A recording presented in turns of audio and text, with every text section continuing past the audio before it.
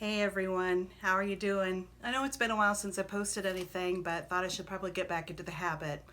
So today is a very special after school special kind of thing. And I'm going to talk about fluoroquinolone toxicity. I'll say that again. Fluoroquinolone toxicity. If you don't know what this is, trust me, you need to look it up. There are literally hundreds, if not thousands, of online articles, YouTube videos, etc., about this phenomenon. Basically what it is, there's a group of big pharma medicines that are known as fluoroquinolones. Included in those are Cipro, Levaquin, Afalox. I know there's one other one, but I can't remember what the name is. But if you look it up, you'll see. These drugs were developed basically to kill anthrax. They're that strong. The problem is they act kind of like most modern day chemotherapy drugs. They go in and they kill everything, including your healthy tissues. So why do I care so much about fluoroquinolone toxicity? Because I have it. About a year ago, I got a urinary tract infection, a UTI. Been a while since I'd had one, but I recognized the symptoms immediately. I don't let things fester. When I start to feel ill, I am on it. I don't like feeling sick, and I don't want things to escalate. So the very day that I woke up, knew that I had the UTI, I went to the urgent care clinic, and doctor saw me for all of 5 minutes and prescribed me Cipro. Never had taken it before.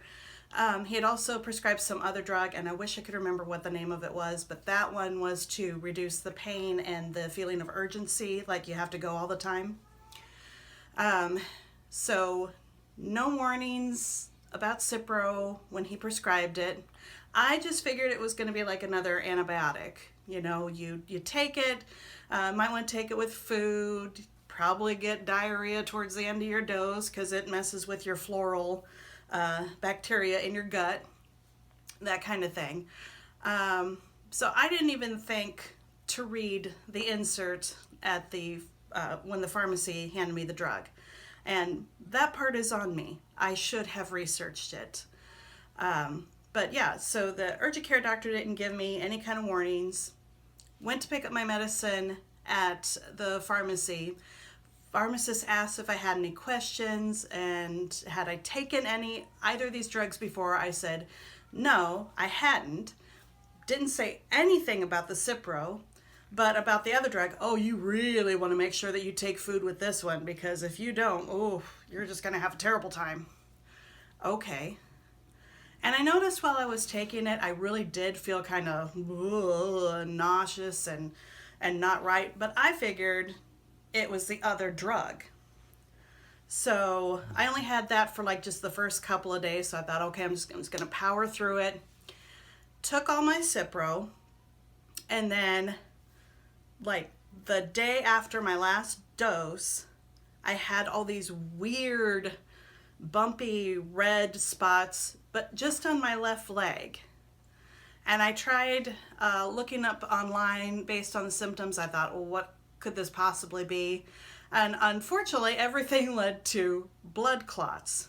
Well, this did not sit well with me. And this was the day before I was set to go on a vacation that involved a lot of walking.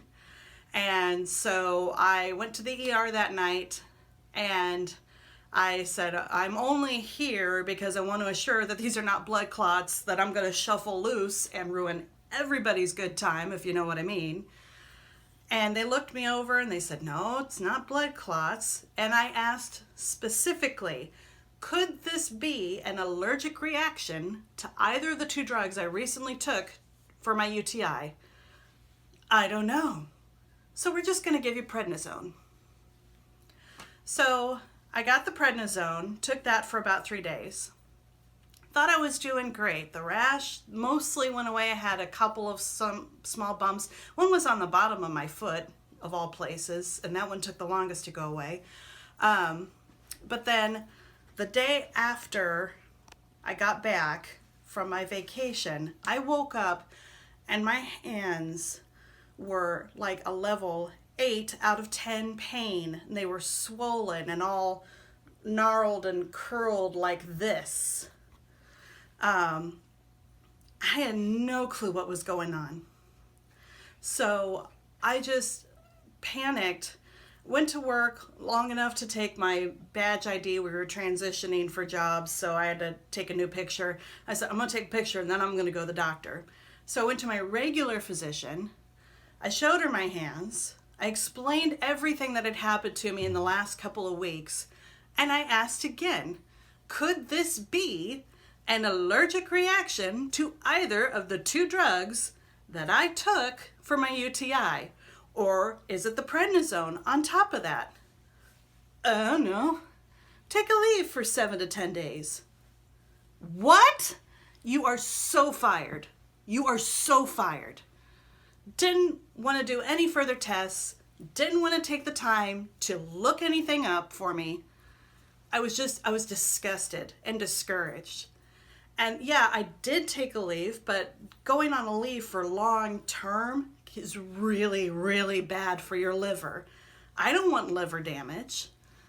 And I was just, and even though the leave did help somewhat with the swelling, the pain was still kind of at a level 5. So I was just desperate. And every day, I would wake up and again, they'd be puffed, they'd be swollen, they'd be at a level 8 in pain. It was just terrible. So I finally started, I kept researching everything by the symptoms, but everything was more like rheumatoid arthritis, which that creeps in gradually. You don't just wake up with RA, okay? I could find nothing that perfectly fit my symptoms and what could be the cause. And then finally, after about a week or so of this, my guidance kind of came through and kind of whispered in my ear, look up Cipro Poisoning. Okay, I did, and it opened up a floodgate of information for me. I just could not believe how many people on a regular basis were given these kinds of drugs for low-level infections like first stage UTIs, ear infections, etc., and we're suffering long-term effects. And reading the cases, I actually got off pretty light. There are some people who are literally disabled for life because it goes in, it attacks your nerves, your muscles, your tendons, your joints, all of that stuff. For some people, the effects are more of a mental psychotic nature because they break down the blood-brain barrier. And I just couldn't even believe it. Look it up, you'll see. So then I'm like, okay, well, that really sucks. And I was just so furious and I was angry and I'm like, well, what am I going to do about this? Because I didn't want to mask my symptoms. I wanted to actually get better. And the more I was watching people's videos and reading articles, it seemed like the people who were doing the best were changing their diet, were doing all natural therapies, etc. Because what my goal is to eventually have my body regenerate healthy new cells and everything that has been damaged. So I got off the Aleve, and there is a few places in town that sell a CBD oil, the cannabis oil that's 100% hemp, and it's legal in all 50 states. People take it for all kinds of stuff, PTSD, pain, anxiety, Parkinson's, epilepsy, all that stuff. Research that too. I got on that and within 3 days, my pain level went just down to like maybe a 1. And I wasn't waking up every morning feeling like that. It just, so long as I took my oil every day, it just kind of stayed at a 1 or 2 most days. I have noticed as the weather's gotten colder and damper and everything, like throughout the winter, I will have some more swelling and stuff like that. But yeah, I just keep up on my oil every day. And then I started looking up anti-inflammatory diets. And that's when I came across things like paleo, keto, carnivore, basically cutting down your processed foods, your carbs, your sugar intake, that kind of stuff. Because that will help reduce inflammation if that's an issue that you have going on. So I have been doing that more or less. I won't lie and say I'm perfect on it. I'm not. I indulge from time to time, but I have been trying to do that most of the time, and I've coupled that with intermittent fasting. Look that up too. There's some amazing results with that, especially with autophagy. That will blow your mind. In fact, there was a Nobel Peace Prize winner in the last couple years about autophagy. So my hope is that eventually I will regenerate a healthy new body and get fully past this, where I don't even have to take CBD oil anymore. I wanted to make this video because I wanted to share what my progress was, what I've been doing to warn everybody about it who hasn't already taken it. If you have taken it, I wanted to give you hope that there is a way to kind of lessen the effects while your body is healing, and maybe possibly even heal it long term. So I hope that this was helpful to everybody. Just wanted to mark it, since it's been about a year, kind of an anniversary of sorts. But I hope you're all doing well. Until the next time, take care.